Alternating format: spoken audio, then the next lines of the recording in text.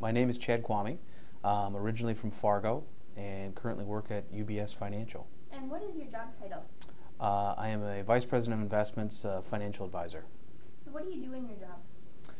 In my job, I manage wealth for my clients. And typically, it's your small investor up to your multi-million-dollar family wealth. Tell us about your education.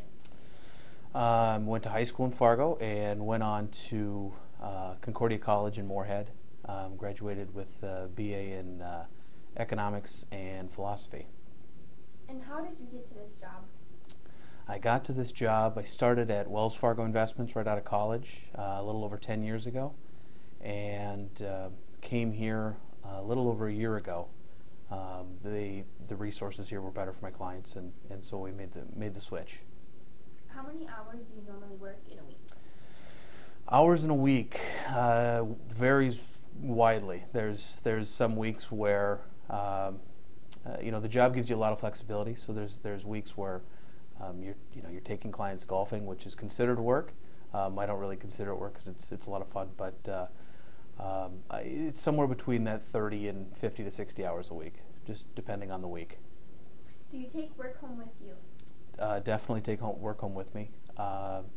We have full access to everything that we have here in the office at home. So you end up finishing a lot of things at home or making calls from home, those sorts of things. How would you describe the pace at which you work? The pace at which I work, deliberate. What were your favorite classes in college? My favorite classes in college were my English writing classes and my philosophy classes. And why is that? They came easy to me. They both involve extensive writing, and then that was easy. The economics part was fairly easy as well. It came easy to me, unlike your typical like calculus and Spanish. Those didn't come easy. Do you do a lot of writing in your day-to-day work?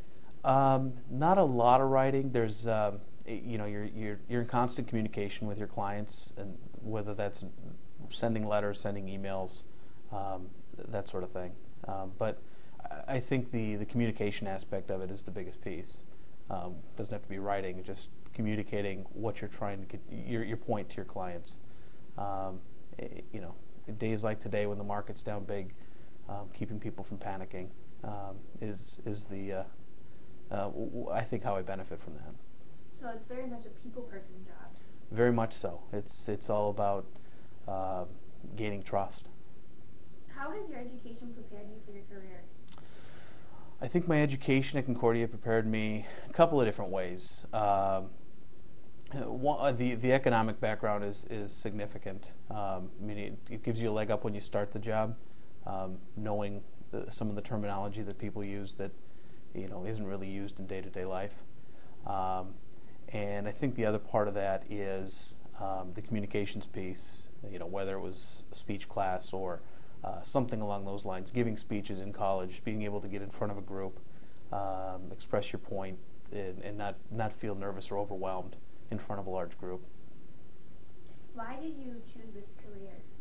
I chose this career mainly because when I was a sophomore in college, CNBC was on TV in my apartment, and I saw the Dow Jones cross 10,000 for the first time, and saw how excited everybody was, and I was excited, and I didn't know anything about it at the time.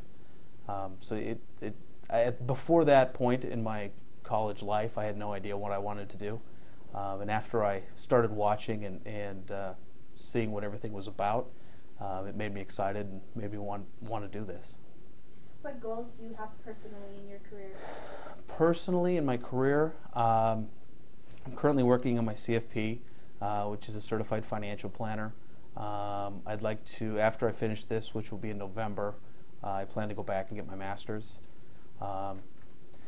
At some point, I would potentially think about moving from the retail end, which is managing individual clients' assets, to managing wealth for whether it's a mutual fund or a hedge fund or something along those lines. What do you think it takes to be successful in a position such as this? Hard work, stick-to-itiveness. It's funny when you start in this business. The first several years, 3, 4, 5 years, are really hard. Nobody wants to talk to you right away because you don't have any experience.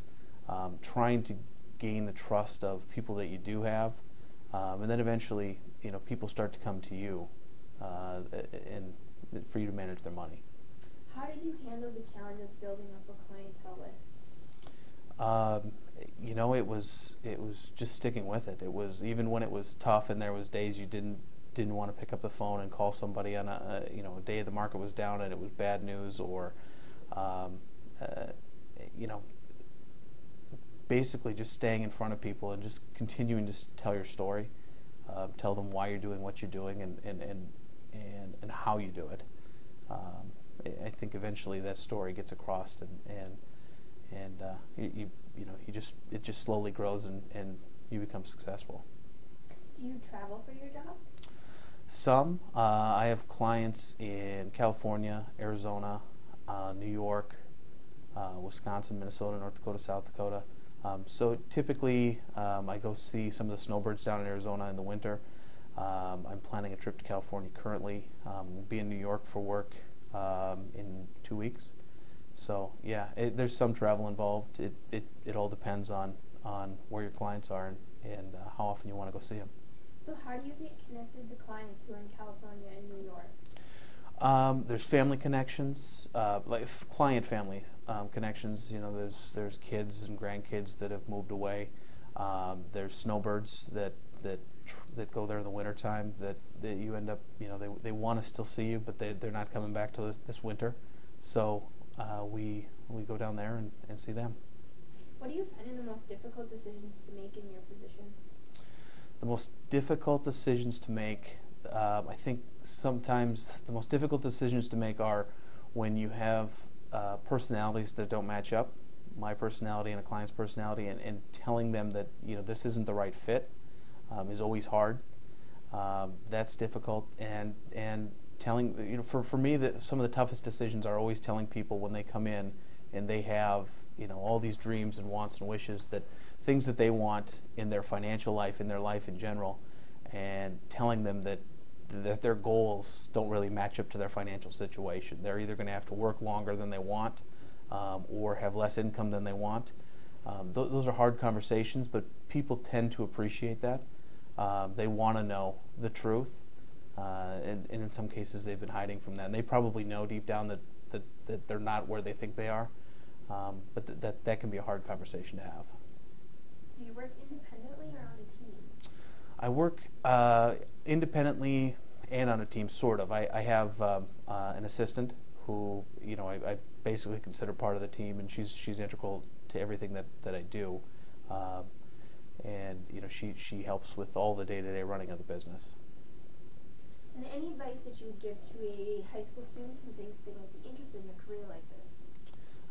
I would say stick with it and get your foot in the door. Once your foot's in the door, everything becomes a lot easier.